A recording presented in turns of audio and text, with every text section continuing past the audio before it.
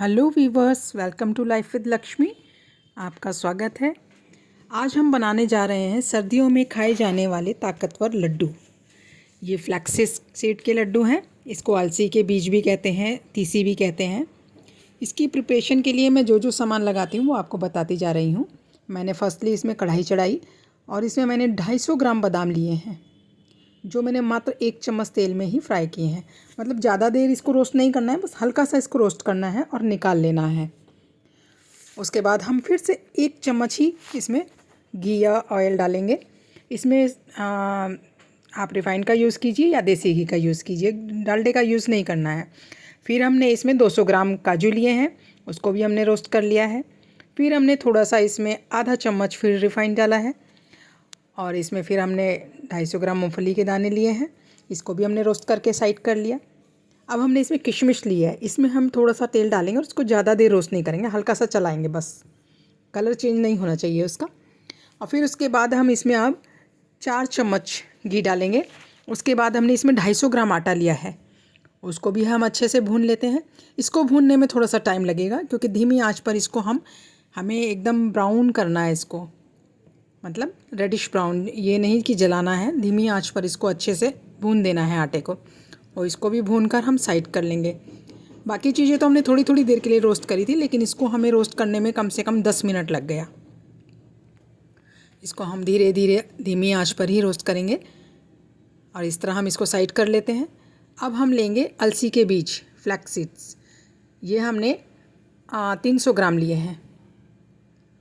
300 ग्राम नहीं, सॉरी, ये हमारे 500 ग्राम है।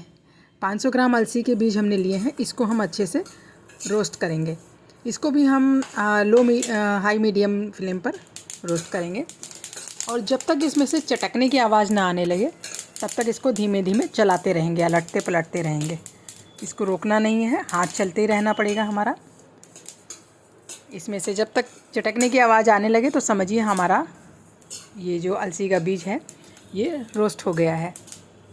और ये हमने 2 पार्ट्स में डिवाइड करके रोस्ट किया है। एक पार्ट्स में हमने 250 ग्राम डाला, फिर हमने 250 ग्राम डाला, तो ये हमारे 500 ग्राम अलसी के बीज हो गए हैं। इसको अच्छे से हम रोस्ट करेंगे, और जब तक इसमें से आवाज़ नहीं आए तब तक आप इसको रोस्ट करते रहिए।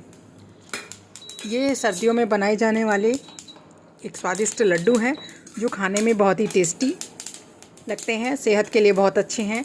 ये मेरी मम्मी की रेसिपी है जो मैं आज आप लोगों को बता रही हूँ। अलसी के बीज जो होते हैं ये प्रोटीन, फाइबर, विटामिन, मैग्नीशियम, इन सब से भरपूर होते हैं। इसमें ओमेगा 3 फैटी एसिड होता है जो बैड कोलेस्ट्रॉल को कम करता है। देखिए हमने एक पार्ट्स निकाल लिया, अब हमने दूसरा पार्ट्स भी इसमें वो कर दिया, भून कर निकाला है। अब उसको हम साइड कर देते हैं। अब हमने खजूर लिया है। इसमें खजूर हमारा ज़्यादा नहीं है, 200 ग्राम है। खजूर के हमने बीच में से काट के बीज साइड कर लिए हैं। ये देखिए, हम सारे बीज सेपरेट कर लेते हैं। इसी तरह बीच में कट लगाएंगे और बीजों को निकालते जाएंगे, और इसको हमने ठीक साइड करके रख दिया है। अब हम क्या करेंगे, एक मिक्सी का जार लेंगे और अपने जो ये अलसी के बीज भून के रखे थे ये आधे आधे 2 बार करके इसको हम ग्राइंड करेंगे। देखिए हमने आधा ले लिया है। अब इसको हम मिक्सी चला लेते हैं। ये ज़रा सा मिक्सी चलाने में थोड़ा सा टाइम लेगा। देखिए एक बार मिक्सी चलाई तो इस तरह पाउडर हो गया। ये हमको इसको पाउडर नहीं करना है, इसका जब तक ऑयल ना निकलने लगे तब तक इसको हमें चलाते रहना है। अभी मिक्सी को हम फिर दोबारा चलाएंगे। देखिए एक बार 2 बार चलाने के बाद ये फिर से इस तरह हो गया। धीरे धीरे इसका कलर भी चेंज होता जाएगा जैसे जैसे हम चलाते जाएंगे। अभी हम इसको फिर से एक बार चला लेते हैं।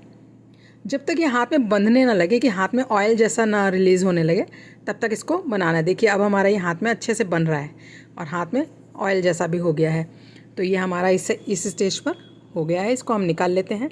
और दूसरा भी बैच जो था हमारा तीसी का, वो हमने ऐसे ही पीस कर साइड कर दिया है। अब हम क्या करेंगे, उसी मिक्सी के जार में अपने जो हमने खजूर बीज सेपरेट करके रखे थे उसको भी हम अच्छे से ग्राइंड कर लेते हैं। उसको हम ग्राइंड कर लेंगे। तब तक हम अपना जो भुना हुआ हमने आटा रखा था उसको हम उसी अलसी में, भुनी हुई अलसी में मिला देते हैं। अब ये हमारे खजूर भी आ गए हैं ग्राइंड होकर। इसको भी, ये गुड़ की शेप ले लेते हैं एकदम, इसको भी हम उसमें मिक्स कर देते हैं। भुनी हुई हमने अपनी किशमिश भी उसमें मिक्स कर दी है। अब हम मूंगफली के दाने लेते हैं, इनको भी ग्राइंड कर लेते हैं। इनको भी ग्राइंड करके हम इसमें अच्छे से मिक्स कर देंगे। देखिए मिक्सी में डाल के हम इसे ग्राइंड कर रहे हैं और इसको इस तरह ग्राइंड करेंगे कि पाउडर नहीं बनाना है बिल्कुल, इसमें थोड़े थोड़े दाने रहने चाहिए ताकि ये खाने में बहुत टेस्टी लगते हैं। फिर देखिए हम अपने काजू को भी इसी तरह ग्राइंड कर लेते हैं कि थोड़ा सा पाउडर होता है, बाकी दाने ही रह जाते हैं इसमें। देखिए ये जब हम लड्डू बनाएंगे तो उसमें खाते समय मुँह में आएंगे, क्रंच जैसा लगेगा, तो बहुत अच्छे लगते हैं। अब हम अपने बादाम को भी इसी तरह ग्राइंड कर लेते हैं। बादाम को भी हम दरदरा ही ग्राइंड करेंगे, इसको भी हम इसी में मिक्स कर लेते हैं। सारे मिक्सचर को हम इसी में डालते जाएंगे पीस कर। अब हम क्या करेंगे, इसको अच्छे से चम्मच से अलट पलट देंगे और फिर इसको क्या करेंगे, जो हमने खजूर के पीस बीच बीच में आ रहे हैं ना, देखिए ये मोटे मोटे गुठली जैसे, इसको भी हम अच्छे से मिक्स करेंगे सब में और फिर इसको दोनों हाथों से रगड़ते हुए मैश करना है, तो ये अच्छे से मिक्स हो जाएंगे। अब क्या करेंगे, हम चाशनी की तैयारी करते हैं। तो हमने इसमें क्या करा है, 4 चम्मच ऑयल डाला है, घी डाला है मतलब, और उसमें हमने 600 ग्राम गुड़ लिया है। 600 ग्राम गुड़ को अच्छे से कूट दिया है हमने किसी चीज़ से। अब मूसली वगैरह से किसी से मार दीजिएगा, वो अच्छे से वो हो जाते हैं। फिर हाथ से तोड़ तोड़ के उसमें घी में डाल दीजिएगा। थोड़ा सा घी गर्म होने दीजिएगा, उसके बाद उसमें ही छोड़ दीजिएगा और धीमी आंच पर ही, एकदम मीडियम आंच पर ही इसको छोड़ दीजिएगा। धीरे धीरे ये मेल्ट होता रहेगा। अब इसी स्टेज पर हम इसमें आधा कप पानी डालेंगे, ज़्यादा नहीं डालना है, मात्र आधा कप, और इसको चला देंगे। और इस तरह चलाते हुए इसको हम मैश करते हैं थोड़ा सा, जैसे जैसे पिघलता रहेगा ये मैश हो जाएगा आराम से। देखिए इसको हम अच्छे से मिक्स कर रहे हैं, धीरे धीरे ये पकता रहेगा। ये पकने में कम से कम ये 15 मिनट ले लेगा और 15 मिनट में ये इस तरह से हो जाएगा। और हम पानी में डाल के देखेंगे इसको, तो चिपचिपापन आना चाहिए, इसकी गुठली सी नहीं बन जानी चाहिए। इस स्टेज पर ये तैयार हो गया समझो। और इसको हम पानी में इसलिए डाल रहे हैं ताकि ये उंगली पे हम छुएंगे तो एकदम जलने का डर है। अब देखिए हमने अपना सारा मिक्सचर जो था हमारा मिक्स किया था, वो कहीं कहीं पर अगर थोड़ा थोड़ा रह जाता है गुठली जैसा या कहीं से मिक्स नहीं होता है, तो उसको पहले हम हाथों से इस तरह रब करेंगे ताकि वो पूरा अच्छी तरह मिक्स हो जाए। सारा अच्छी तरह मिक्स करने के बाद हम इसमें क्या करेंगे, बीच में स्पेस बना देंगे, क्योंकि गुड़ की जो हमारी चाशनी तैयार हो गई है उसको हम छन्नी रख के उससे छानेंगे।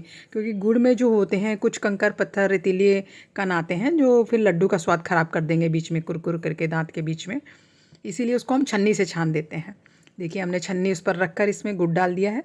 अब देखिए छन्नी में हमारे कितने रेतीले कण रह गए हैं। यही पार्ट्स जो होते हैं अगर बिना छाने हम डालेंगे तो लड्डू का टेस्ट ख़राब हो जाएगा। हमने उसको हटा दिया। अब हम इस गरम है गुड़, इसलिए हम करछी और चम्मच की हेल्प से इसको अच्छे से मिक्स करने की कोशिश कर रहे हैं। धीरे धीरे इसको मिक्स करते रहेंगे और ज़्यादा जल्दबाजी की ज़रूरत नहीं है क्योंकि ये जमता नहीं है। हमने जैसे पाक बनाया है उसी स्टेज में अगर पाक बनाइएगा तो आपके लड्डू बहुत सॉफ्ट, अच्छे, खाने में बहुत टेस्टी लगेंगे। अब देखिए जैसे ही ठंडा हो गया तो हम उसको हाथों से इस तरह उठा कर, आपको छोटे बड़े जैसे साइज़ के लड्डू बनाने हैं इस तरह गोल गोल बनाते जाइएगा।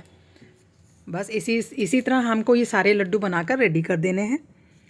और इस लड्डू को खाने के लिए क्या है कि इसकी तासीर बहुत गर्म होती है, तो हम डेली 1 लड्डू इसको खा सकते हैं।